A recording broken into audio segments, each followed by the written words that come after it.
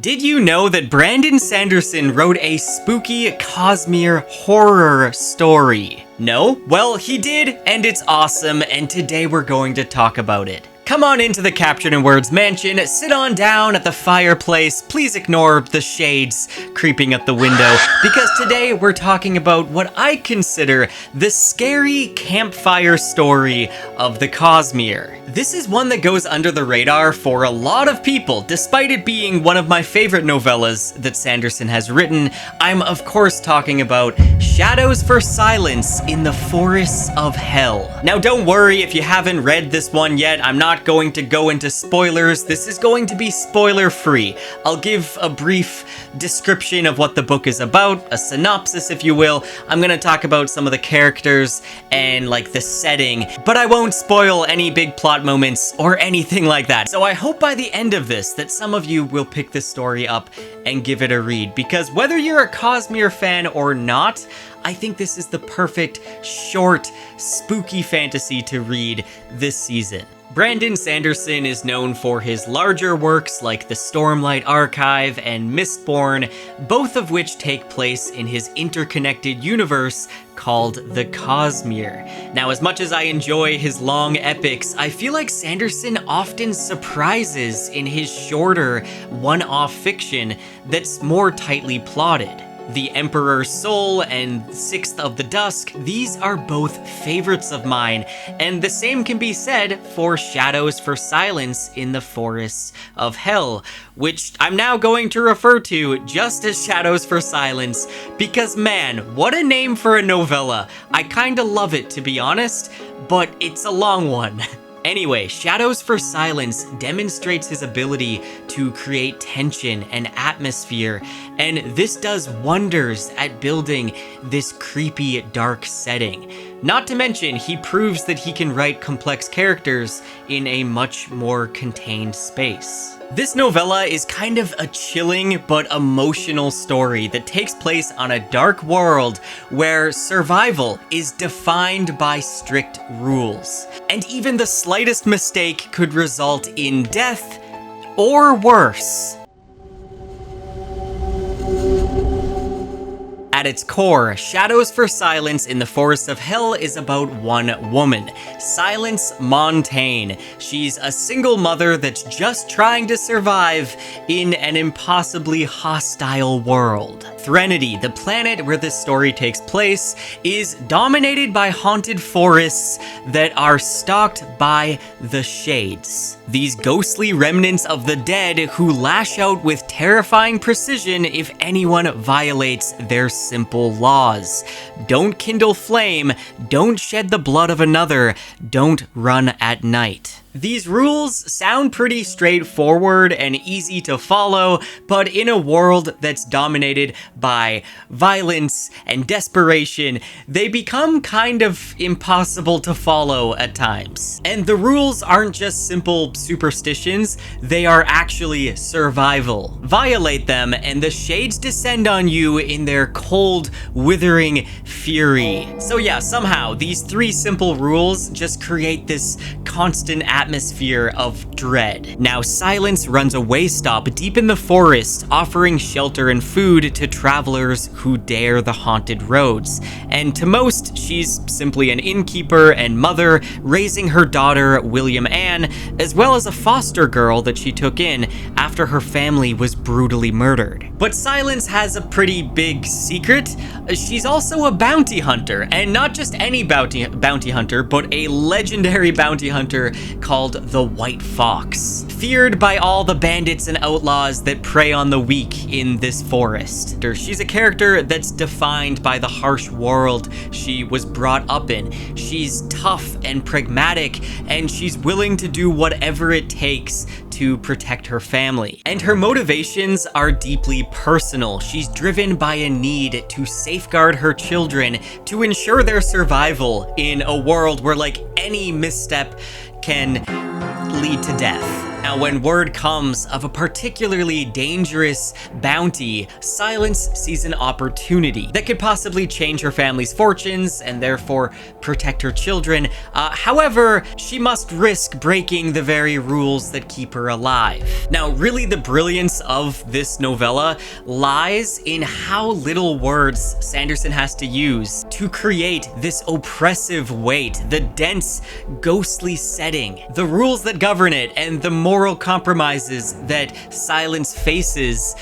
They all kind of interlock together to create a story that's like a thriller, but it's also a very intimate story as well, a story about a mother and her daughters. Rather than a sweeping war for empires or a war against gods and mortals, here this story is just a fight for survival, for family, and to create a future in a land where, like, the dead don't stay dead, and they're just trying to survive in this haunted forest, because that's kind of the only option they have.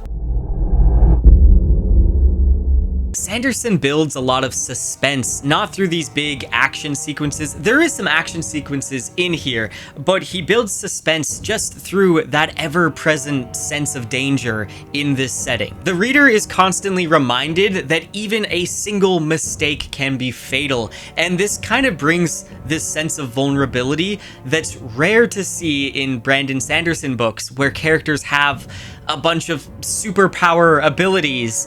Here we don't have that. So it's kind of a slow burn kind of horror where the terror isn't about what's immediately happening, but from what could happen at any moment. And there is some pretty spooky scenes when the shades like put their full attention on these characters. It gives you chills. This is still Sanderson though, so it's not that dark. This isn't grimdark. It's not like a full dedicated horror novel, but it does have some of those elements, and it does have its moments. Now, Shadows for Silence in the Forest of Hell, if you're looking for a copy of it, you can actually find it in Arcanum Unbounded. And if you're a Cosmere fan, I highly recommend this. This is like an anthology of different Cosmere novellas and stories. There's a lot of like background information on the Cosmere. Definitely recommend picking this one up. However, the novella didn't originally appear in this. It was originally published in the Dangerous Women anthology that was edited by George R.R. Martin and Gardner Dozois. When George R.R. Martin approached me to ask if I'd be willing to contribute a story to Dangerous Women, I was ecstatic. He told me the theme was Dangerous Women. I at first thought of Perfect State, another novella of mine. I had a very rough draft of that done, but hadn't yet submitted it anywhere for publication.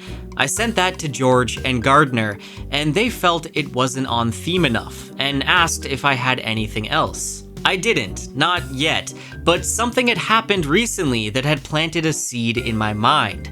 I had been involved in some genealogy work and had run across the name of a Puritan woman named Silence. That intrigued me. Who would name their daughter Silence, and for what reason? Charity, I can get. Faith totally makes sense. But Silence? Perhaps she was late in the birth order, and her parents were really hoping to sleep through the nights this time. Either way, the name stuck with me. Now, before taking a deeper look at some of the interesting world building, I want to talk about these characters. Silence Montane is an outstanding character, and a lot of her depth comes from the way that Sanderson weaves in this relationship throughout the story between her late grandmother. Through brief recollections, we learn that Silence deeply resents her grandmother for the cruelty that she showed her when she was raising her.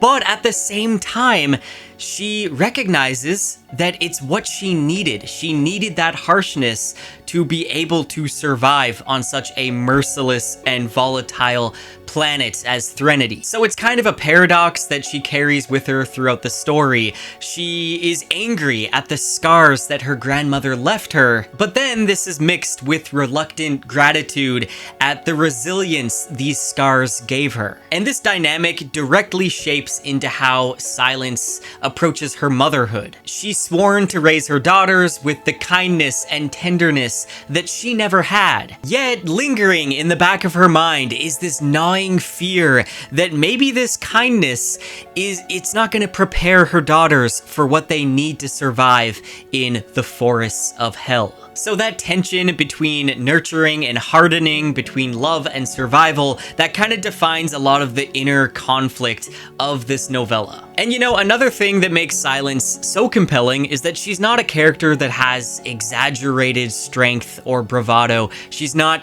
some swaggering anti-hero or like a action superhero type of character. She has a limp, okay? She's exhausted. She's getting old for this line of work, but she has resolve. Even if she's weary, she has unbreakable determination to protect her family, and she'll do whatever it takes. William Ann, her daughter, is a great character as well, but I do find there's her foster child, Sabruki, I believe her name was. She played much less of a role than I thought she was going to play. I just thought she would get more page time near the end of the novella, but she didn't. And that's kind of odd to me, due to the nature of Silence's bounty. If you read this, you'll know what I'm talking about. It just feels like maybe there should have been some loose ends tied up near the end with Sabruki.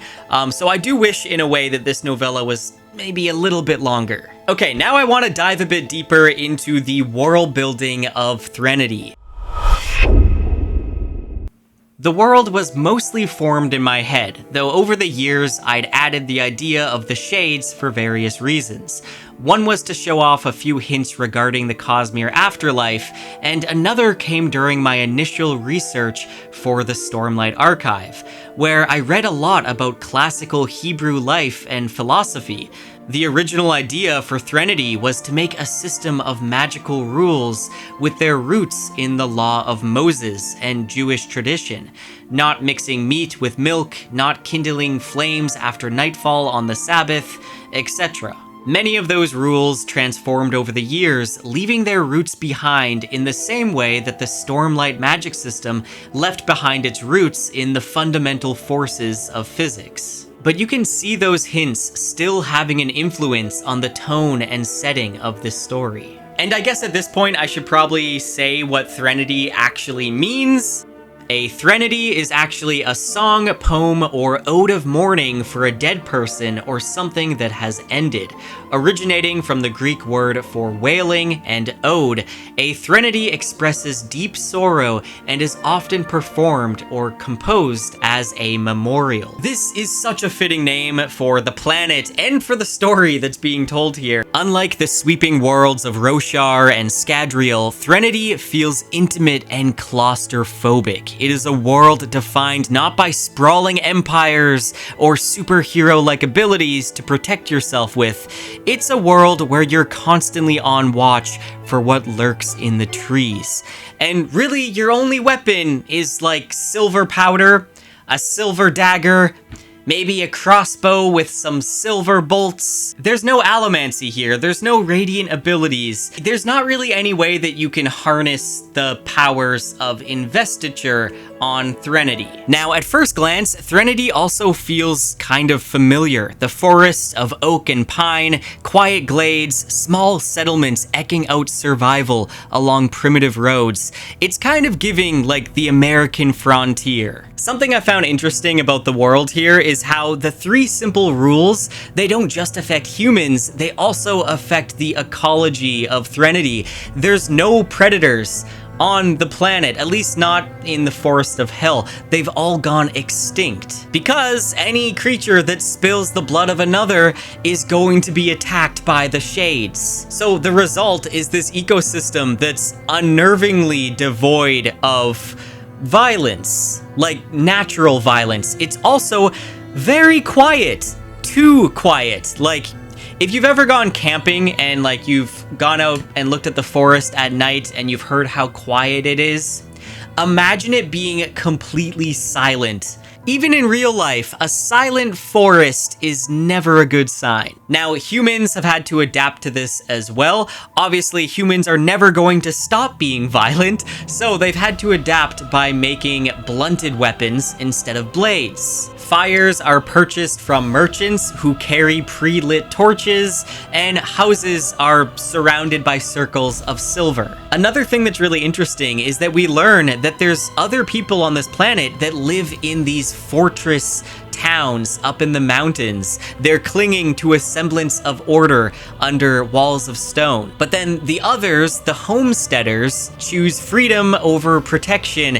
and they're carving out a life in the forest of hell, despite the constant risk of the shades. And we don't really learn a whole lot about the fortress people. I kind of wish we did get to see what one of their fortress cities is like, but both groups are haunted by a history of loss. Long ago, their people fled a homeland that was consumed by a mysterious force called the evil. We don't know what the evil is, but that calamity destroyed that original continent that they came from. And they still remain fearful that that evil is somehow going to cross the ocean to this new continent and finish wiping out humanity. And before that calamity, they didn't want to go to this new continent because it was known as the place of the damned, the place where the dead walk, and now they have to live there. And this new continent they now call home, the many forests of this continent, it's very unmapped and unexplored. There has been some expeditions that have gone out to try to return to their homeland, but none of them have returned. Which kind of just reminded me of Clair Obscur Expedition 33, one of my favorite games of all time. Now, this is a world where technology has kind of been stunted. Before the evil took over their homeland, people discovered gunpowder, but since they fled, they lost a lot of technological knowledge. And innovation has been stilted by the forests and their 3 simple rules. Especially the rule about kindling fire. This has made a lot of things kind of useless. Now, Threnodites have also developed an alternative to fire. They've created this kind of glow paste using some type of material, and it creates this soft blue glow that they can use when they're in the forests, and it also makes the shades glow. It makes them easier to spot. And yeah, let's just talk about the shades now. The shades themselves, they appear as these translucent, ghostly white figures that wander the forests, and they're not inherently aggressive. They actually kind of float around the forest like butterflies. They seem unaware of things around them. That is until you draw their attention. Then they can become enraged and respond violently if you violate any of the rules. And when they're enraged, they turn black, their eyes turn to green or to red if you spill blood. And basically, if their eyes are green, you want to hide. If their eyes are red, you have no choice but to fight or just to run. And again, you can only fight them if you have silver, and silver is a very important metal within the Cosmere, so you should always pay attention when silver is mentioned in any Sanderson book. And then another quick thing to note about the world building is that there is kind of a religion that's mentioned here. It's very obscure. Some people worship the god beyond. They symbolize this religion with a silver dagger that's carved with symbols of divinity, and they have a small shrine to the god beyond as well. And since moving to the forest of hell, they've kind of adapted this religion to current events. So some people believe that the god beyond wants them to eventually return to the homeland and defeat the evil that took it over. Which honestly, that could be a really cool idea for a sequel to this series. Sanderson, please. Now, thankfully, Sanderson has talked about the potential of a sequel in the future, and I really hope he does make one at some point. I feel like there's a lot to explore on Threnody. I would love to see one of these fortress cities.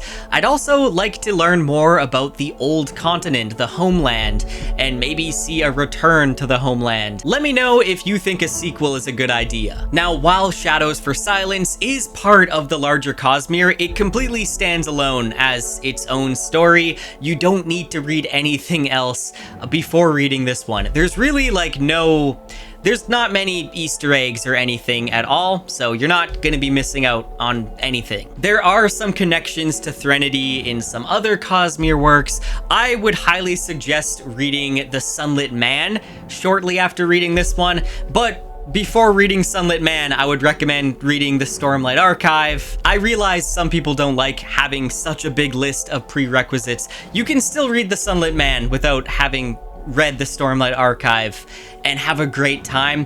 I just think it's a little bit better if you have read it. But again, for this novella, you don't need to read any other Cosmere story. In fact, I think this is a great place to start in the Cosmere if you just want a quick, thrilling story that's a little darker than Sanderson's other works, but it's not really too dark. It's just a little bit scary, a little bit unsettling. For those that do love all those Cosmere background details, I would recommend reading the wiki page about Threnody if you want to know more about what the shades are, or what the evil is, and what happens in the space above Threnody thousands of years ago. Then there's a lot of details on the wiki page that you're not going to find in the novella itself. Like I said, it is the perfect creepy novella to read this spooky season. Let me know if you've read this one, or if you plan to, let me know in the comments. I'd love to hear from you guys. I have a few more like Halloween special themed videos coming out, so make sure to subscribe and keep an eye out for those. And as always, a huge thank you to my patrons, my channel members, and those of you that help out on Ko-fi. You guys make these videos possible. Thank you so much.